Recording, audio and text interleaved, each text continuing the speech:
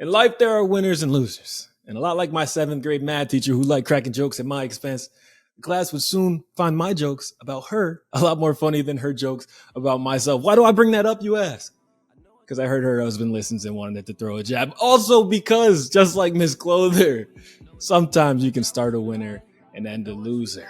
Oof, that's what happened the last few weeks in free agency. We got to get into all that and more.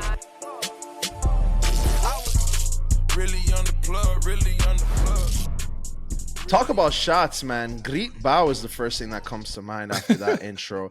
But yeah, what better way to get into it than the free agency winners? Ty, I got to ask you, man, who do you think is the most shocking signing of free agency so far? How about literally everything the Houston Rockets organization did?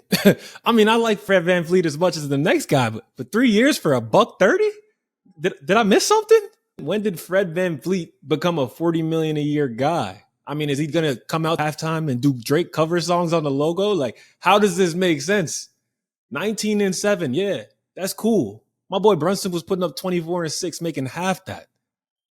Yeah, man, you said it. I guess being called Baby Drake doesn't just come down to how you look. It also affects the bank account. I don't know. Frederico, he got that champion in him. But I ain't going to lie, man. I think the Rockets definitely overpaid for him, man. Fred VanVleet, I mean, solid numbers in the league. Fringe all-star, fringe. You know, I mean, did he get the nod? He's got one, but it was as a reserve. I'm just trying to figure out what Houston was thinking. How do you rationalize this? Maybe, just maybe, you're looking at it like, all right, he can come in and mentor. We're the Houston Rockets. We've been playing unwatchable basketball for the last 2 seasons. Jalen Green is out here humping everything in sight. We need an adult. But they turn around after signing that adult and go and sign Dillion Brooks? It's like you reversed everything you just gained. 4 years for 80 for Dillion Brooks. You can kind of see here with some of their pickups. I mean, it's Fred VanVleet, Jeff Green. They're looking for veteran guys with championship experience. They're going to come in for their mentorship role. But I don't care, man. It sounds to me like Houston is just wilding in the cut. Yeah, like the intent is clear. They want to get some adults in the room. But they're heading out money like James Harden's back in town. The thing, though, that these acquisitions have in common for Houston, Dillion Brooks took 990 shots last season. It's a lot of shots, bro. He only made 39% of those. There's only one player on that volume that made less, and it's his new teammate, Fred VanVleet. So we're talking about the 2 worst high-volume shooters in the league, and Houston's just handed out $200 million to those guys to be their starting backcourt. Listen, and I'm going to be honest with you. I think Dillion Brooks got a lot of bad publicity for how things ended. You know what I mean? He was poking the bear with LeBron. And if there's one thing you don't do, you don't go at the NBA star, all right? Especially if you're a nobody. You called him old. You poked the bear. You said you like to poke bears. You know what I mean? But all things aside, all jokes aside, I like Dillion Brooks' energy. I think he brings a good defensive energy to a young team. He does have a little bit of playoff experience, which he gained in the last year. He is a competitive guy, and I think that he's learned his lesson, right? He had the chance to be a part of something and grow with something. They sent you to the bayou, like, get out of here, you know? So I think this is actually, out of the 3 moves they made, they might have overpaid. No, man, they didn't overpay too much for Dillion Brooks. I think they paid him fair value, right? I think market value. But I don't think it's a terrible move. I think that he's going to bring some good things to the team if he can keep his ego in check. You know, you're hitching your wagon to him for 4 years. I don't know. I just don't see who the competition was that wanted him at that number. But he does add value. The Beijing stuff, Shanghai Shark stuff, that was a little much. You know what I'm saying? He's still a good player in this league. So I see what you're saying. All right, bro. Yeah. My next guy, still shocking. I can't understand this. Bruce Brown, 2 years, $45 million. Really? Really? That's what we doing? Hey, Indy. Y'all know you don't get Jokic too, right? $45 million for Bruce Brown? Y'all are joking. This is a really strange move to me, man. I can't get it. This is a meddling 7 seed headed nowhere fast. And we're talking about 11 points, 3 assists, and 4 rebounds a game. That was Bruce Brown last year. And now he's going to be the Pacers' highest paid player. Way to go, Indy. What are you doing? Are you serious? Yes, on the books. Wait, highest what paid player now? next year. They are bugging. They got Tyrese Halliburton on that roster. They've got a couple of cats who, like, isn't Miles Turner still on that roster? Nah, they're He is. bugging. He's second. They're bugging, bro. No way. I mean, don't get me wrong. For a second, I thought you said the Nuggets paid that much, and I would have been like more okay if the Nuggets paid that than the Pacers. But like the Nuggets basically hit a lick on the Pacers. They're like, all right, we're gonna keep matching until we don't want to match anymore. So at least you're not getting him for the cheap, you know. But you're essentially paying starter money to a bench guy at best. He plays good defense. He gives you 11 points, 10 points a game, right? He might give you 15 points a game in starter minutes. But you're paying a guy a little too much money for what he brings, you know? On a team like Denver, the only reason why I'm like, okay, it might be worth it is he helped them win a championship. He was their most important bench player. Again, it's still a lot of money, but if you want to pay that to try and keep a championship alive, he's not going to be the make or break. But okay, fine. But you're signing this guy as a free agent. They better play this man 38 minutes a night. I don't know what they're planning. Neither do I, man. This is a head scratcher for sure. I know Bruce Brown played well this year, but this is the prime example of that NBA championship boost. This is a question I would have asked myself if I was the GM of Indianapolis looking at Bruce Brown. And I wish they did. They obviously did. If Bruce Brown played just as well as he did last year, but his season ended in the play-in tournament, would we be signing him to a $45 million deal for 2 years? Hell no. Absolutely not. He's a 6'5" power forward, and he's not Draymond Green. You cannot justify this deal, especially when you don't got Stephen Clay around there.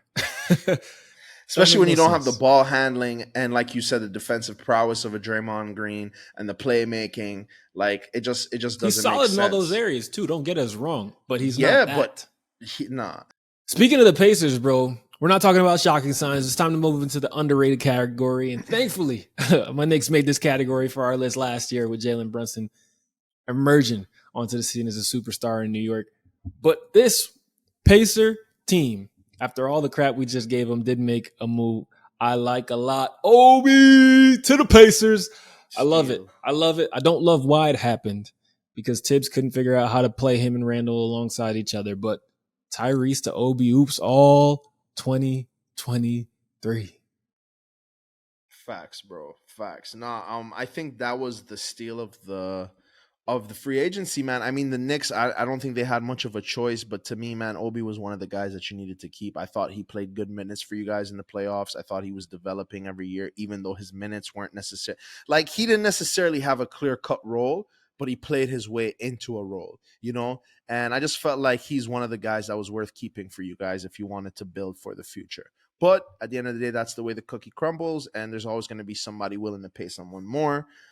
Pacers are winners with that one. Again, maybe Bruce Brown could throw Obi Toppin some alley-oops. I don't know if that's what they're planning to do with Tyrese right there, but whatever. There's a couple of teams who I thought had some pretty good underrated signings. I'm just going to go through them relatively quickly. I thought the Dallas Mavericks had some underrated signings. I mean, they got Seth Curry. They got Grant Williams. That was more of a sign-in trade, but I think they made some underrated moves that gets them better. I mean, obviously, they have Kyrie Irving returning on a 3-year deal. I really like what the Memphis Grizzlies did. I thought bringing in Marcus Smart was pretty good for them. I thought it gave them exactly what they needed. You basically got a way better version of Dillion Brooks, who's mature. He's a leader. He's going to help bring some stability to that locker room. And the last one that I really liked, I thought the Celtics really hit a lick. And again, this was a 3-team trade, but by getting KP, I thought that was something really good for them. I mean, they get younger in their front court, which is something that they've really needed. I mean, Al Horford definitely needs a rest, you know? And then lastly, though, this one is like kind of like super underrated, right? And I guess it all depends how things play out. But man, Cam Reddish to the Lakers, bro. Cam Reddish is a lottery pick, guys. Let's not forget that. Cam Reddish is a baller. Cam Reddish is a bucket who in spurts has shown that he could get to the cup and he could be a productive player. Now, the Knicks didn't really necessarily have a use for him as much as they would have liked to. Hey, the Lakers need people to step up every day. And I think Cam Reddish is good for a Lonnie Walker game every once in a while. Yeah, it's all about the opportunity and the consistency to play. Cam Reddish has a lot of shake and bake Paul George with him in a much less inefficient manner. Yeah. And I think a team giving him the leash to be the number one, the number two that has the ball in his hands, that opportunity ain't really coming around. And the older he gets, Nah, the actually less likely I feel like it is to become, because people have their guys. There's a new crop of rookies coming in every year, and they for want to see sure. these guys that they just invested in be great rather than a project that's getting 24, 25. But I do like it, and I think he's going to have some big moments in the Laker jersey. Interesting thing about KP, Marcus Smart, he always posted. He was playing 82 of 82. Kristaps Porzingis is an often injured guy, as we all know, so we're going to see how that 7-3 frame holds up. Mavs, how is Seth Curry still on a year-to-year basis? This guy is good. I don't know why no one's giving him a long-term contract yet. This is another 1+1 deal, so that was a little head-scratching again. And then Grizzlies, I'm right on board with you, bro. Exactly what the doctor ordered, like we talked about. After Ja comes back from that 25 to life, let's see what that Grizzlies roster really has cooking. Facts, bro. Not the 25 to life. That's hilarious. But yeah, I think out of the teams that I mentioned, I think the Grizzlies really have the most to prove. So with Ja coming off an injury, not injury, we'll call it injury. With Ja coming off of his league sanctioned injury. We'll see how him and Marcus Smart fit in that backcourt together. But we talked about underrated, man. There's no other way to go but up from here. When we talk about up, we got to talk about the best valued signings this year, man. This offseason. Ty, I want to hear your breakdown. I want to hear your thoughts. What basketball club do you think got the most value signing this year? Well, it's an easy choice for me, man. It's got to be AR-15, Austin Reeves. 4 years, $56 million. Done deal. What a power play by GM Rob Pelinka, letting everyone know we are matching no matter what. Don't touch him. This is restricted free agency. Emphasis on restricted, because whatever you put out there, whatever you want to offer my boy, we got that answer. And that worked, because the whole league decided, all right, we good then. And they just had to negotiate with no one else but themselves. Ended up landing Austin Reeves on a 4-year team-friendly deal. Didn't he have another option and then take less to play with the Lakers? That might be. I didn't hear about it, but that might be so. Maybe. I could be going crazy. But the point is, though, AR-15 likes the purple and gold. He's here to stay, man. I can tell you one thing for sure. His Instagram DMs have been blowing up since the last postseason. So he don't want to go anywhere but here. For me, I'm going to get a little funny with it. Some of y'all are going to laugh. Some of y'all are going to cry, depending on what team you support, man. But I got to go best value signing has got to be Russell Westbrook, bro. We talking about a former league MVP, 2-year, $7.8 mil? We paying Dillion Brooks 80 for 4? Oh my God, bro. Listen, at the end of the day, I know I'm going to get some chuckles out of that one. I'm going to get some people questioning my basketball IQ. But anytime you get a league veteran, someone who's been averaging a triple-double, former league MVP, for the cheap, can't hurt, brother. Cannot hurt. Absolutely. Great can't call. hurt. Great call. And the best part is Kawhi not lacing them up, PG not lacing them up. Break that glass. It's an emergency. I got y'all. I'm going to play 48 of 48. Russell Westbrook's ready for it. Westbrook is ready for it. He said 48 of 48, 82 of 82. No days off, no games off. I'm averaging a trip dub. Yo, but nah, that's got to be the best value signing. Some people will be like, well, he's valued at that much for a reason. I don't care. We're talking about a former league MVP. 2-time. And the Clippers have really been interesting this offseason. They got Paul George's name swirling in rumors, thinking like, what? Y'all could really maybe move on from Paul George? I think it's because Kawhi is made of glass. The whole league knows it, and no one would really trade for him. You wouldn't be able to get back what you gave up. That's for sure. Paul George is your only option if you want to hit that reset button heading into the new arena. But they also made a nice value move around the margins. I want to give some love to KJ Martin to the Clippers. Young guy from Houston. Houston had to make some room for all the stupid money they handed out, and they get KJ at a discount, much like Russell Westbrook. I like him, bro. Some serious bounce, NBA blood coming from the vet. What is that? Kenyon Martin's son. Thank you for that. So yeah, they pretty much got him for free. Clippers making some moves out here, bro. Nah, I'm with you. And I mean, really outside of that, the biggest one is Austin Reeves. I mean, Austin Reeves, and I mean, if we're talking about price wise, Russell Westbrook. The only other one, and again, the Clippers are the ones making headlines. They signed veteran big man Mason Plumlee for 5 mil. That's another solid one, very team friendly. Um, He but should be blessed that we mentioned his name on this podcast. facts, I would have never mentioned it. Honestly, I just going through the list to be real. Mason Plumlee, man, he's seen better days. Um, but we say all that to say this, man. We talked about most shocking. We talked about the most underrated. We talked about the best value. Ty, it all comes down to this, man. The biggest winners of free agency. I guess we could talk about who we think is the biggest loser too. It doesn't hurt. But the biggest winners of free agency to you, Tyler, are The Lake Show. They won the offseason. And even more impressive than what they did is how they did it. They did it not by chasing the big name stars, but by strategically signing hardworking players who will contribute day to day. They brought back Rui. They brought back D'Lo. We just mentioned AR-15's back in the cut.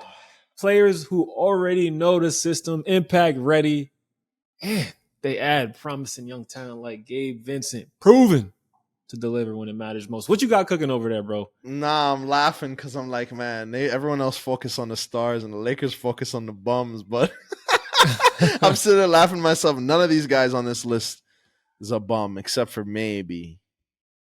Nah, I'm gonna go out and say it. I think Jackson Hayes is a bum. He's been playing well, but whatever. Anyways, but the Lakers, I gotta agree with you, man. The Lakers want. I mean, if you just look at all the movement, we're talking about 1, 2, 3, 4, 5, 6, 7 players either signed to new deals or re-signing. I mean, there was some movement. I think the Lakers got better. For me, though, the other team that I thought really got more solid in the offseason was the Memphis Grizzlies. The Memphis Grizzlies, they were able to pick up Marcus Smart, right, which fills in the gap exactly the way they need it. They re-signed Desmond Bane to a 5-year extension. And guess what?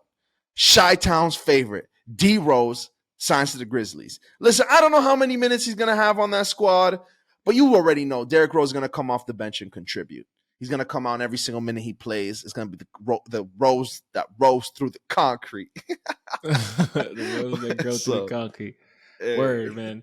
Well, I'm going to still go Lake Show. The moves may not be flashy, but they are the kind of moves that made this team so great last season. It was that trade deadline that really put the put the nitrous in the back pocket and helped them take off. So they're looking to recap on that magic from the second half and turn it into a season sustained run. I actually have one more too. Everybody's going to call me crazy, bro. But the Phoenix Suns are the biggest losers of this offseason, bro. I don't care what nobody says. All the moves that they made, bro, you could tell they're the only other team as active as the Lakers, right? They signed 7, 8 guys, between all the moves that they made, right? Looking like they're gearing up for a championship. But I don't care what anybody says. Yes, I think it was a good idea to get rid of Chris Paul. I think he wasn't doing much for you. You could have gotten better pieces, younger floor spacers, right? They got that in Brad Beal, right? But I know you're not telling me you're going to bring Brad Beal to go stand over in the corner. You got Brad Beal, which is Devin Booker light. You got Devin Booker, which is KD light. Like, you got 3 guys that could do exactly the same things on the offensive end. I don't know how they plan to make it work. I don't know about you. Man, I don't know what the Suns were thinking other than let's go all in. Because they went all in on that top 4 and their bench sounded like a bunch of janitors. Jack Landell, Bates, Diop. I was about to say that one. Drew Eubanks. Haven't heard Drew Eubanks in a minute. Wasn't he on that bummy Lakers squad a few years ago? I think it's sounding like the assembling of the bench. Past Eric Gordon, there is a drop-off about the sign of Mount Everest. So good luck to these guys. Kevin Durant, they're going to need like 46 minutes a game from you. D-Book, they're going to need like 48. Bradley Beal, you won't have to run much because you'll be standing in the corner, so I guess that's good. We'll see. We'll see. But like Ty is saying, we talked about the biggest winners, talked about the biggest losers. It's time to move on. Hold on. I actually got a notification coming in. Oh, this just in. It is official. Damian Lillard has officially said it. He is running from the grind. It is official. Damian Lillard, I report, is running from the grind. Oh, man. Ladies and gentlemen, I never thought I'd see this day. He's done it. He's done what a lot of y'all have been asking him to do for a long time. In my opinion, he got pushed as much as he asked to leave. Because Portland taking Scoot Henderson at 3 was the nail in the coffin. Scoot Henderson is there to do what exactly? Be Dame's replacement, not play alongside him. Don't get it twisted. The first point guard in the class, that's not a teammate. That ain't my buddy. That's my replacement. Dame ain't stupid. He knew that too. There's a guy that's been loyal to a fault. Never in my life have I seen the media call for a guy to demand a trade. That's how loyal he was. They were like, yo, you got to chill. You need to get out of there. That's how loyal this guy was. And that's how they repay him. What is the price of loyalty? A free exit to the destination of my choice? I would hope. But we don't even know if he's going to get that. It's a 4-time All-Star, maybe a little more, in a loaded Western Conference where he's playing against the best players in league history with no support, night in and night out. I'm with you. Honestly, if there's ever a time somebody requests a trade and you're like, about time, you're not shocked, you're not upset, it's this one. Like you said, Damian Lillard wasting away basically the first 10 years of his career with the Portland Trail Blazers, and they haven't gotten any better since year 2 or 3. It hurts to hear. For Dame, when he saw that they got rid of LaMarcus Aldridge and Nick Batum and the squad that they had with that, listen, that wasn't a championship team. And I know what they say, if you can't win with the team, get rid of it and rebuild. But after those days, man, it's been nothing but dark times. I mean, they had some fun with CJ. CJ and Dame had some fun a couple years, But, dude, I'm glad that this has happened, And how could you have – I mean, the story all month has been Dame just wants to win. If they could do that in Portland, he's happy to stay. But how could you have faith in the organization that's proven you time and time again? They don't know the first thing about winning. We let LaMarcus and Brandon Roy leave. It's okay. We're going to give you CJ McCollum. We let CJ McCollum leave. It's okay. We're going to give you Anthony Simons. Like, they just don't have a clue right now. I don't blame Dame at all. No, unfortunately, their owner is in the business. I don't know him, but he's like one of those, other small market franchises that isn't really willing to spend. And I know they don't got the dollars rolling in like the Lakers and the Knicks and the Heat, right? But sounds like a franchise who's too focused on their bottom line and not doing what they're there to do, which is to win championships. And at the end of the day, guess what? Winning a championship is positive to the bottom line. You don't win a ring and get broke. I could guarantee you that one. So if I was Dame Lillard, I wouldn't even have any regrets about my decision. I saw this thing through. I waited it out. And whatever team gets him, probably the Sixers, whatever team gets him, they'll be lucky to have him. That's for sure. So you're going Sixers over his preferred destination, the Miami Heat? Yeah, bro, because at the end of the day, yeah, Dame is a dog. Jimmy is a dog, but they got to give up Bam to get him there. You're not keeping Jimmy and Bam to get Dame Lillard. Are you going to give up Hero and some picks? I don't think Portland's going for that. Maybe they might. I don't know, based on how they've been managing their team. Yeah. But yeah, you don't want those picks. They don't have that many to offer, and they're probably not going to be that good. Nah, so for them to do that, they got to give up Bam. And I think getting rid of a big on a team that really has no size is going to be a costly mistake. And as crazy as I'm about to sound, I'd give up Jimmy Butler before I give up Bam Adebayo. Bam's a younger player, more athletic. He doesn't give you what Jimmy gives you, but I think that you'll have him for a bit longer. Pair him up with Dame, you know what I mean? You're like, oh, that's a good team. The reason why I think the Sixers, I think a combination of Damian Lillard, Joel Embiid, and Tyrese Maxey as the third piece, that's a dangerous team. Tyrese Maxey's a hard worker. Tobias Harris is a hard worker who doesn't necessarily need the ball. The Trailblazers might not necessarily want James Harden, but James Harden is somebody who has that star value. He has that star power. He's somebody that, out of everyone right now, I think outside of Kyrie, you'll be getting a fair trade for the most part. And again, I think they could do that straight up. What are your thoughts on that? They could, in terms of salary. I just don't see why Portland would want James Harden right now. Let's And not there's a very forget, James is putting up 22 and 10 or 11. yeah. Is that making Portland better or worse though? And if they're getting worse, don't they want to get much worse? Like much, much worse, lottery worse? True. So it's a tough decision. I mean, there's a reason this Dame trade hasn't been done yet, at least at the time of recording. And it's because it's very difficult to find a haul that makes sense for Portland to accept because Tyler Hero and picks ain't getting it done. And two, if you do get more back, it has to come from another team because most of these contenders don't have the assets to return. So I think it's going to be some time. I wouldn't be surprised if this leaks into the year. But either way, Dame, as you said, is running from the ground. And we're all here for it. Free Dame. Free my guy, Dame. All right, man, that's going to do it. Before we get up out of here, we got to tell you all about the best place in men's care, hair care, skin care, grooming, all of the good stuff. It's EvanAlexanderGrooming.com. Yes, sir. Keep that hairline on point, that beard nice and crispy. EvanAlexanderGrooming.com. Make sure you guys using that promo code hoop_plug_ at checkout for 15% off. Yes, sir. Get that discount. You know what I'm saying? Supporting them is supporting us. And as always, guys, appreciate y'all rocking with us. Put some flavor in your ear.